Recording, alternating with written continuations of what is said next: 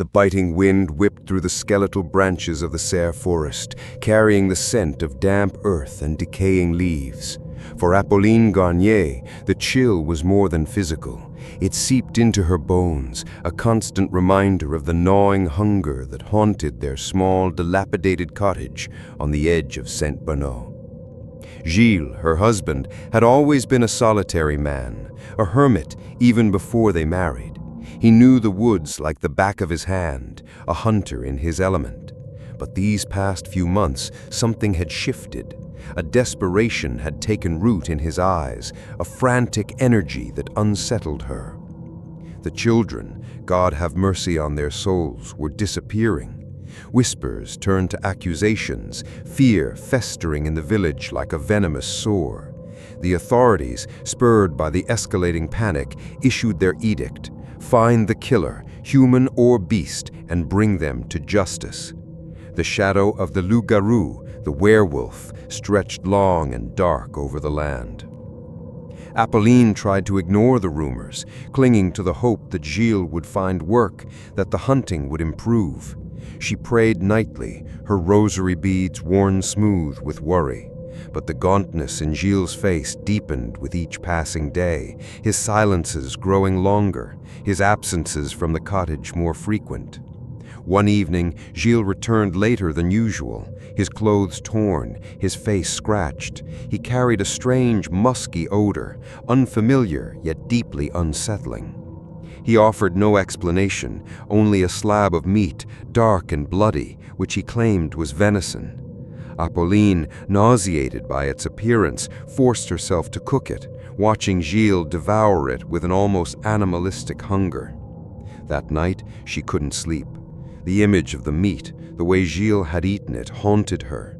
She tossed and turned, the wind howling outside like a mournful cry. When she finally drifted off, she was plagued by nightmares of wolves with human eyes, tearing at flesh under a blood-red moon. The next morning, Gilles was gone before sunrise. Apolline felt a knot of dread tighten in her stomach. She decided to follow him, driven by a desperate need to understand what was happening to her husband, to their lives. She tracked him through the dense forest, following the faint trail of broken twigs and disturbed earth. The air grew colder, the shadows deeper. Finally, she reached a clearing, and there, bathed in the pale light filtering through the trees, she saw him. But it wasn't Gilles, not entirely. He was hunched over a small, lifeless body, the clothes torn and discarded nearby. His back was to her, but she could see the matted hair on his shoulders, the unnatural curve of his spine. He was eating. The sounds, guttural and repulsive, echoed in the silent clearing. Apolline's breath hitched. She wanted to scream, to run, but she was frozen in place, paralyzed by horror. He turned his head, and for a fleeting moment she saw his face. It was Gilles, but distorted, feral, his eyes burning with a savage hunger. Blood smeared his cheeks, his teeth bared in a gruesome parody of a smile. He saw her. A low growl rumbled in his chest. He rose to his feet, his body shifting, contorting. The transformation was agonizingly slow, bones cracking, muscles bulging, fur sprouting from his skin. He became a monster, a grotesque hybrid of man and wolf, the loup-garou of the villagers' nightmares. Apolline finally found her voice, a strangled sob escaping her lips. "Gilles," she whispered, her voice trembling. He didn't answer. He only stalked towards her, his eyes fixed on her with predatory intent. She turned and fled, the image of the creature seared in her mind. She ran blindly through the forest, branches tearing at her clothes, fear lending her speed. She didn't stop until she reached the village, her lungs burning, her heart pounding against her ribs. She stumbled into the village square, her appearance wild and disheveled. The villagers, seeing her distress, gathered around. She tried to speak, but the words caught in her throat. All she could do was point back towards the forest, her eyes filled with unspeakable terror. The villagers, armed with pitchforks and torches, needed no further explanation. The hunt was on. They found Gilles in the forest, still in his wolfen form, feasting on the remains of his victim. He fought with the ferocity of a cornered animal, but the villagers, fueled by fear and rage, overwhelmed him. They bound him with ropes and dragged him back to the village. The trial was swift and brutal. Gilles, weakened from the struggle, confessed to everything. He spoke of a specter in the forest, an unholy pact, an ointment that granted him the power to transform into a wolf. He confessed to the murders, to the cannibalism, to the unspeakable acts that had terrorized the region. He claimed he had been driven by hunger, by the desperation to provide for his wife. But Apolline, who sat in the back of the crowd, her face pale and drawn, knew that it was more than that. It was a darkness within him, a hunger that had been lurking beneath the surface, waiting for the opportunity to be unleashed. The court found him guilty of crimes of lycanthropy and witchcraft. His sentence was death by burning. On the day of the execution, the village square was packed. The pyre stood tall, the wood stacked high. Gilles, shackled and gaunt, was led to the stake. He didn't resist. He seemed resigned to his fate. As the flames began to lick at his feet, he looked at Apolline. His eyes, for a brief moment, were clear, filled with a flicker of remorse.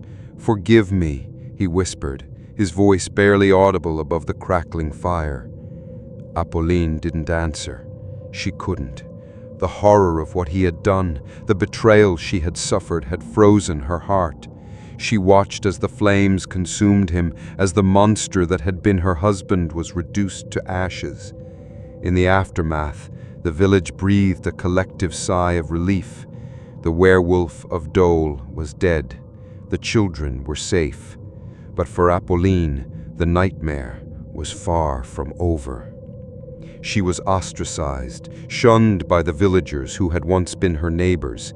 They saw her as tainted, as somehow complicit in Gilles' crimes. She was alone, haunted by the memory of the man she had loved, the creature he had become, and the dark secret she now carried within her. She tried to rebuild her life, to find solace in prayer, but the images of the clearing, the blood, the transformation were always there, lurking in the shadows of her mind. One night, as the moon cast long, eerie shadows across her small cottage, Apolline felt a familiar pang in her stomach. It wasn't physical hunger.